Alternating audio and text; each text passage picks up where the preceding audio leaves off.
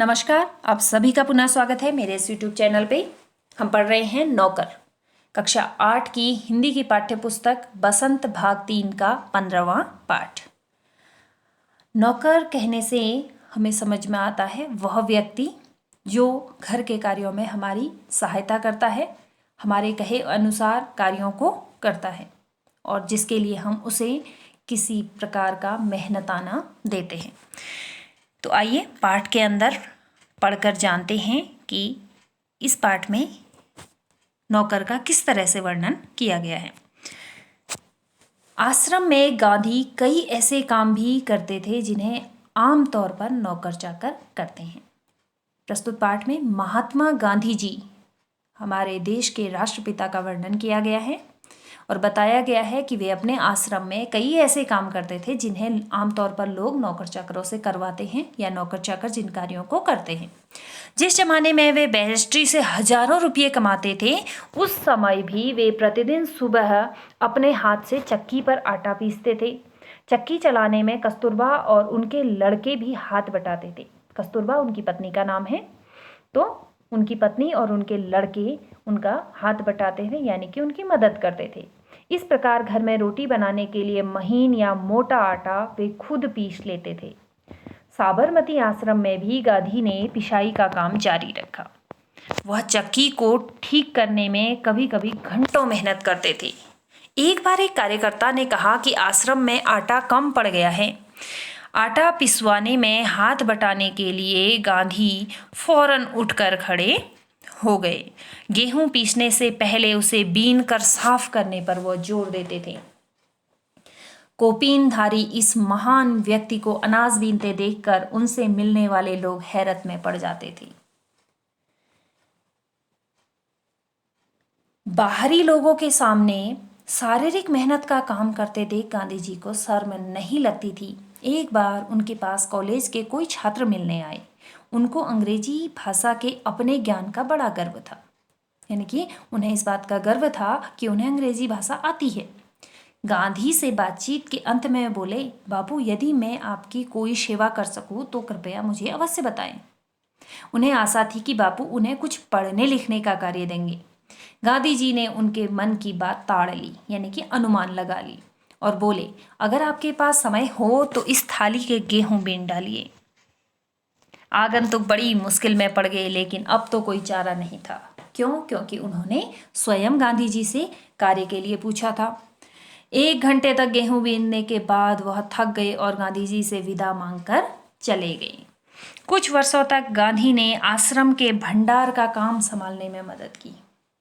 भंडार जहाँ पर सामग्री को रखा जाता है, उस काम को संभालने में उन्होंने मदद दी। सवेरे की प्रार्थना के बाद वे रसोई घर में जाकर सब्जियां छीलते थे। रसोई घर या भंडार में अगर वे कहीं गंदगी या मकड़ी का जाला पाते थे तो अपने साथियों को आड़े हाथों ले लेते थे, यानी कि उन्हें उस कार्य के लिए प्रताड़ित करते थे, या हम कह सकते हैं उन्हें कहते थे कि यह गंदगी या फिर जाला नहीं होना चाहिए।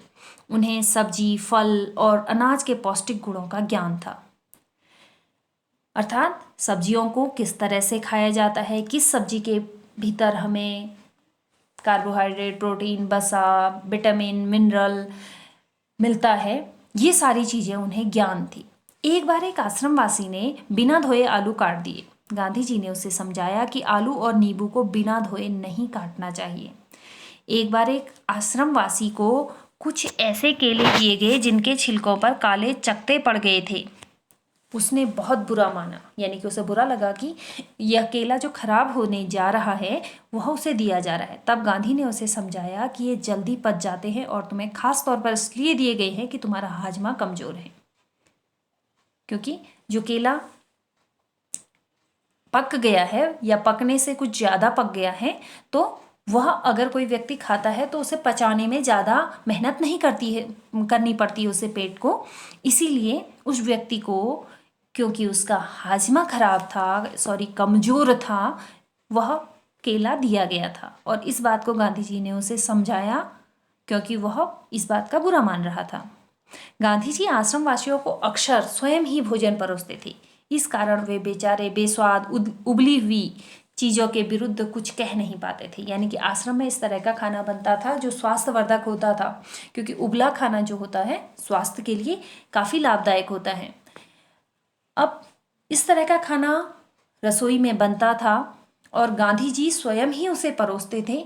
तो आश्रमवासी जो कि गांधी जी का अत्यधिक सम्मान करते थे, वे उसके विरुद्ध कुछ भी नहीं कह पाते थे। दक्षिण अफ्रीका की एक जेल में वे सैकड़ों कैदियों को दिन में 2 बार भोजन का परोसने का कार्य कर भी चुके थे। आश्रम का यह नियम था कि सब लोग अपने बर्तन खुद साफ करें। रसोई के बर्तन बारी बारी से कुछ लोग दल बांध कर धोते थे। एक दिन गांधी जी ने बड़े बड़े पतीलों को खुद साफ करने का काम अपने ऊपर ले लिया। यानी कि उन्होंने बड़े पतीलों को खुद साफ करना शुरू कर लिया। इन पतीलों की पैंदी में खूब कालिख लगी थी। राख भरे हाथों से वह एक पतीले को खूब जोर जोर से रगड़ने में लगे हुए थे कि तभी कस्तूरबा वहां आ गई। उन्होंने पतीले को पकड़ लिया और बोली, यह आपका काम नहीं है, इसे करने को और बहुत से लोग हैं। गांधी जी को लगा कि उनकी बात मान लेने में ही बुद्धिमानी है और वे चुपचाप कस्तूरबा को उन बर्तनों की सफाई सौंप कर चले गए। बर्तन एकदम चमकते न हो तब तक गांधी जी को संतोष नहीं होता था। एक बार जेल में उनको जो मददगार दिया गया था उसके काम से असंतुष्ट होकर उन्होंने बताया कि वे खुद कैसे लोहे के बर्तनों को भी मांजकर चांदी सा चमका सकते हैं। यानी कि यह करने के लिए उन्होंने आदेश नहीं दिया, बल्कि बताया कि वो कैसे चमका सकते हैं। जब आश्रम का निर्माण हो रहा था उस समय वहां आने वाले कुछ मेहमानों को तंबुओं में सोना पड़ता था। तंबू, टेंट में सोना पड़ता था। एक नवागत को पता नहीं था कि अपना बिस्तर कहाँ रखना चाहिए, इसलिए उसने बिस्तर को लपेटकर रख दिया और यह पता लगाने गया कि उसे कहाँ रखना है। लौटते समय उसने देखा कि गांधी खुद उसका बिस्तर कंधे पर उठाए रखने चले जा रहे हैं। तो इस तरह से गांधी जी बिना किसी की सहायता मांगे ही उसकी सहायता के लिए तत्पर रहते थे। साथ ही कार्यों को स्वयं अपने ऊपर ले लिया करते थे। आश्रम के लिए बाहर बने कुएं से पानी खींचने का काम भी वे रोज करते थे। एक दिन गांधी कुछ अस्वस्थ थे और चक्की पर आटा पीसने के काम में हिस्सा बटा चुके थे।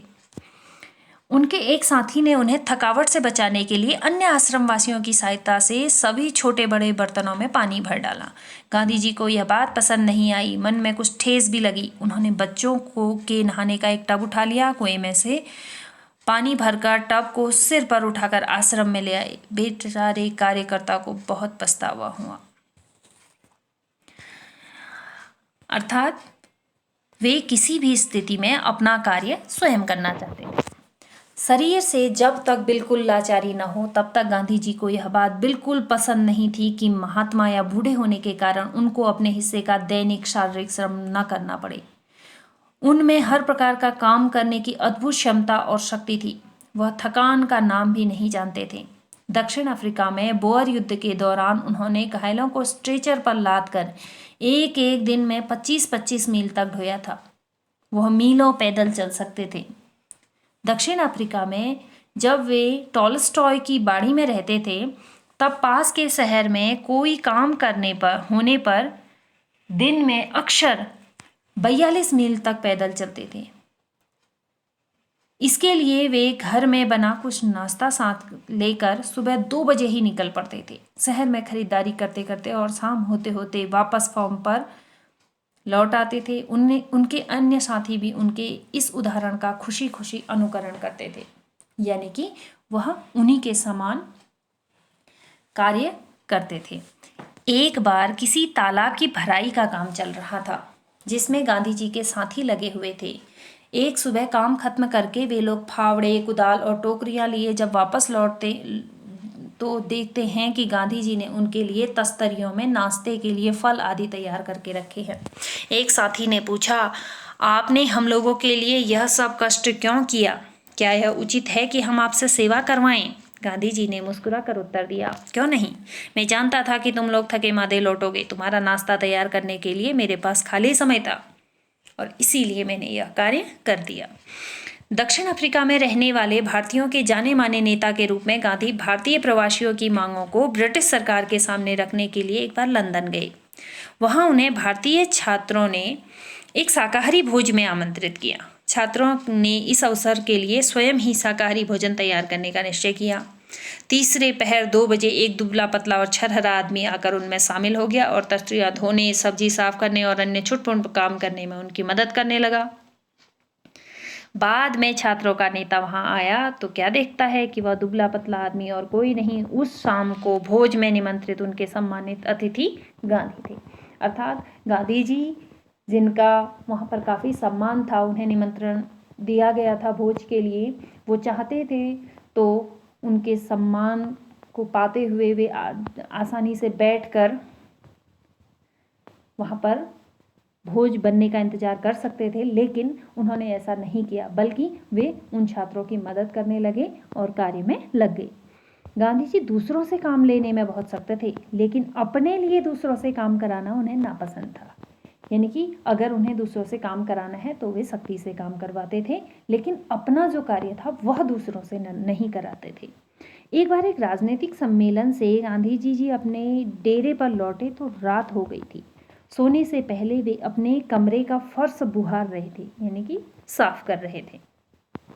उस समय रात के 10 बजे थे। एक कार्यकर्ता ने दौड़कर गांधी के हाथ से बुहारी अर्थात झाड़ू ले लिया। जब गांधी गांव का दौरा कर रहे होते उस समय रात को यदि लिखते समय लालटेन का तेल खत्म हो जाता तो वे चंद्रमा की रोशनी में ही पत्र पूरा कर लेना ज़्यादा पसंद करते थे। यानी कि लालटेन का तेल खत्म होने पर अर्थात प्रकाश की व्यवस्था न होने पर वह उस कार्य को वहां न रोककर चंद्रमा की रोशनी में ही कार्य करना पसंद करते थे, लेकिन सोते हुए अपने किसी थके हुए साथी को वह नहीं जगाते थे। नौखाली पद यात्रा के समय गांधी जी ने अपने शिविर में केवल 2 आदमियों के ही रहने की अनुमति दी। इन दोनों को यह मालूम नहीं था कि खाखरा कैसे बनाया जाता है। इस पर गांधी जी स्वयं रसोई में जा बैठे और निपुण रसोइये की तरह उन्हें खाखरा बनाने की विधि बताई। उस समय गांधी की अवस्था 78 वर्ष की थी। अर्थात 78 वर्ष की उम्र में भी वे दूसरों की मदद करने के लिए या दूसरों को सिखाने के लिए तत्पर रहते थे। गांधी जी को बच्चों से बहुत प्रेम था। अपने बच्चों के जन्म के 2 माह के बाद उन्होंने कभी किसी दाई को बच्चे की देखभाल के लिए नहीं रखा। वे मानते थे कि बच्चों के विकास के लिए माँ बाप का प्यार और उनकी देखभाल अनिवार्य है। यानी कि माँ बाप को स्वयं ही अपने बच्चों की देखभाल करनी चाहिए।